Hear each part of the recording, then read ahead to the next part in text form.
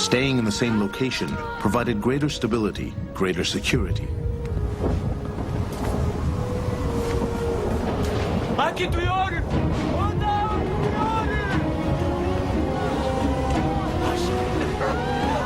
Even though they still feared nature, the settlers tried to avoid and protect themselves against its excesses and to make their lives more predictable.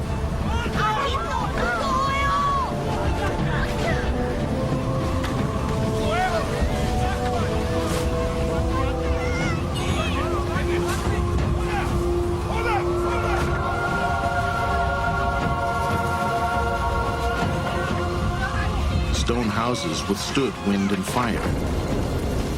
Skin tents were not as resistant.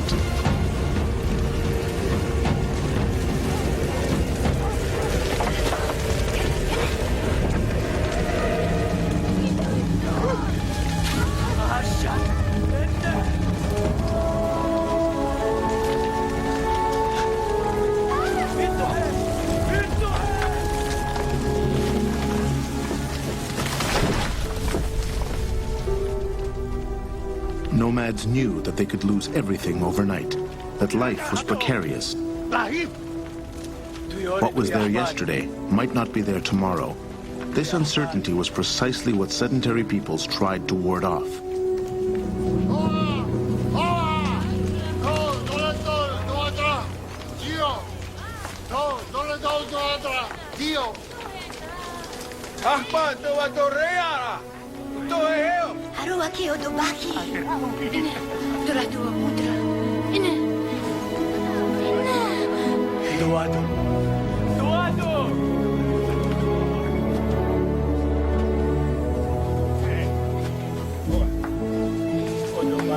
Faced with chaos, the sedentary way of life was a reassuring, organized, and stable solution. Security wields a tremendous seductive power over men and women. In the Fertile Crescent, the hunter-gatherers gradually settled in on a permanent basis.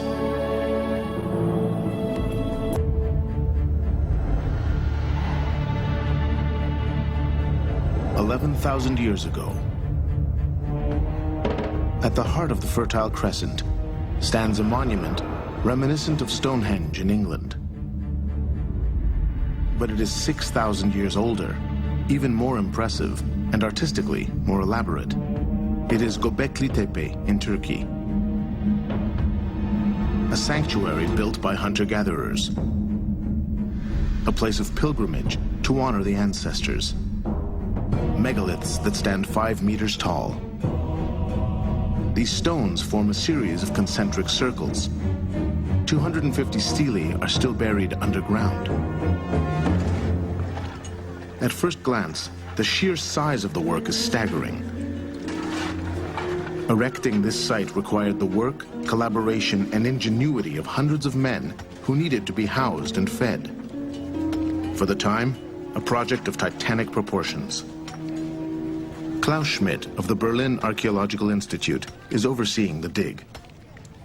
From the botanical remains, we can understand that the society in this time still was on the level of hunter-gatherers. So that's surprising. We would expect maybe settled societies, farming societies, which have the power the manpower to do such things, but it still was on the level of hunter-gatherers. That was a surprising result of the excavations. Before the discovery of Göbekli Tepe, it was not believed that hunter-gatherers could build such a monumental work, requiring such substantial technical knowledge. For scientists, Göbekli Tepe is the product of a complex social organization, bringing together many villages across a vast territory. It is a society united by the same beliefs and capable of rallying hundreds of workers around a common goal. Very organized hunter-gatherers.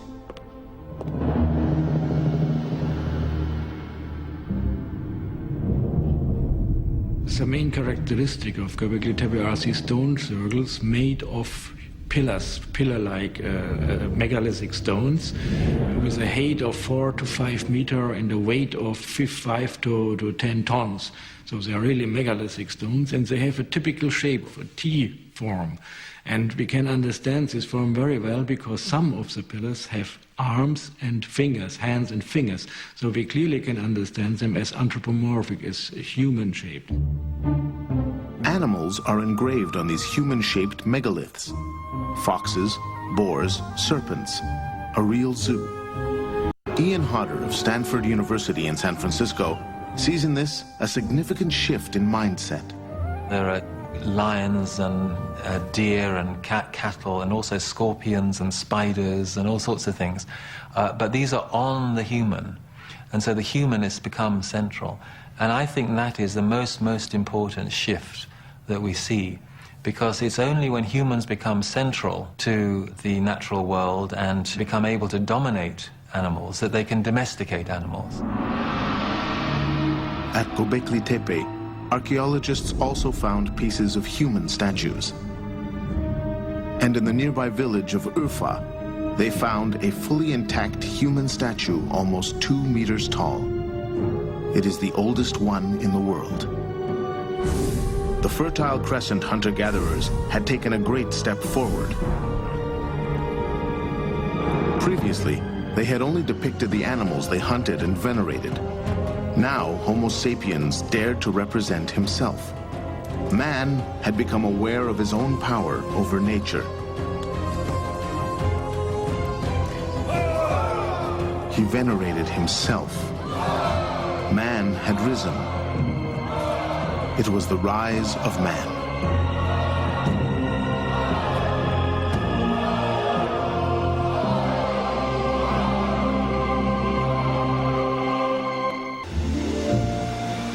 Let's go back 9,500 years.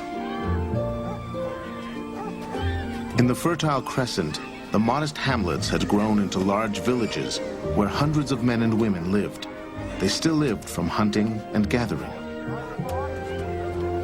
The walls of houses were now made in bricks of raw clay, a material that is easy to handle. The architecture had changed. The houses were now rectangular.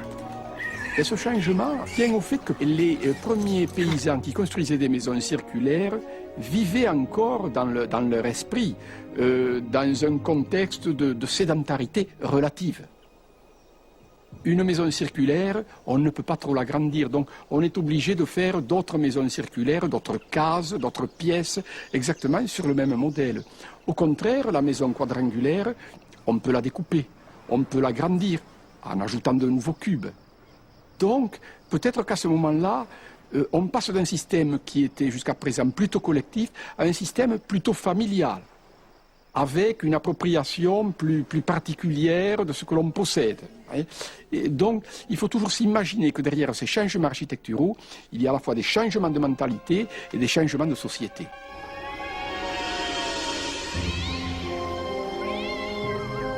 The family was the social cell. The nuclear family and the extended family, including aunts, uncles, and cousins.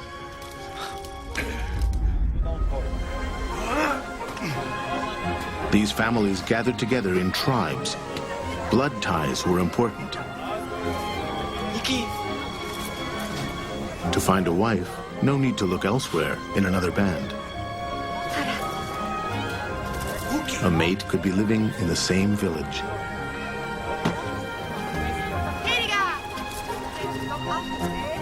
This is the major change.